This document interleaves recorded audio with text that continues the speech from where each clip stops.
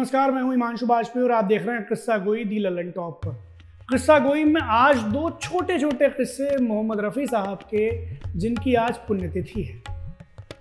तो सचिन पिलगांवकर से एक इंटरव्यू में किसी ने पूछा कि इंडस्ट्री में हर इंसान जिसने रफ़ी साहब को देखा है, उनके साथ वक्त गुजारा है, वो उनकी तारीफ़ ही करता है।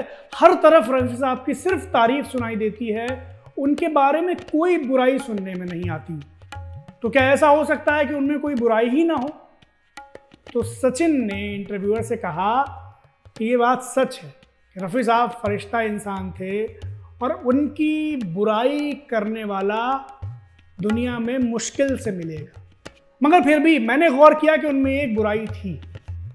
अब वो सवाल पूछने वाला हैरत में, उसने पूछा कि क्या बुराई थी? सचिन ने फरमाया कि मैं जितनी बार भी मोहम्मद रफ़ी साहब से मिला हूँ, मैं इसी कोशिश में रहता था कि इस बार जब रफ़ी साहब मुझे देखें तो मैं उन्हें पहले सलाम पेश करूं। मगर ऐसा कभी नहीं हुआ। मैं रफ़ी साहब से बहुत बार मिला हूं और हर बार रफ़ी साहब ने मुझे देखते ही पहले खुद सलाम किया है। और मुझे इस बात पर लगातार हैरत होती रही कि इतना बड़ा आदमी, इतना अजीम इंसान अपने से बहुत छोटे इंसान को देखकर भी किस खुलूस से सलाम करता है, बल्कि दूसरे को ये मौका देना ही नहीं चाहता कि वो पहले सलाम करे।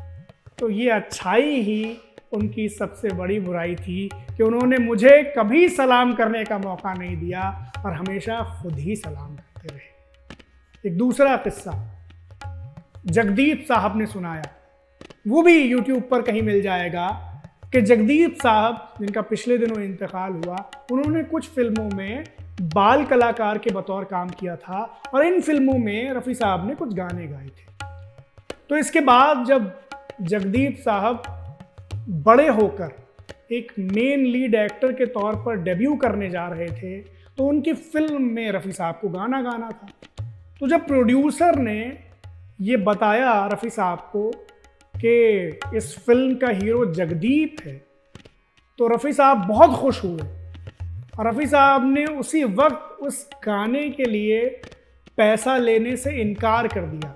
उन्होंने कहा कि भाई, जगदीप को मैंने बिल्कुल बचपन से देखा है, मैंने उसकी बचपने वाली फिल्मों में भी गाने गाए हैं, लिहाजा मेरे जहन में उसकी वही बचपने वाली छवि बसी हुई है और एक बच्चे से गाने का पैसा तो मैं नहीं ले सकता।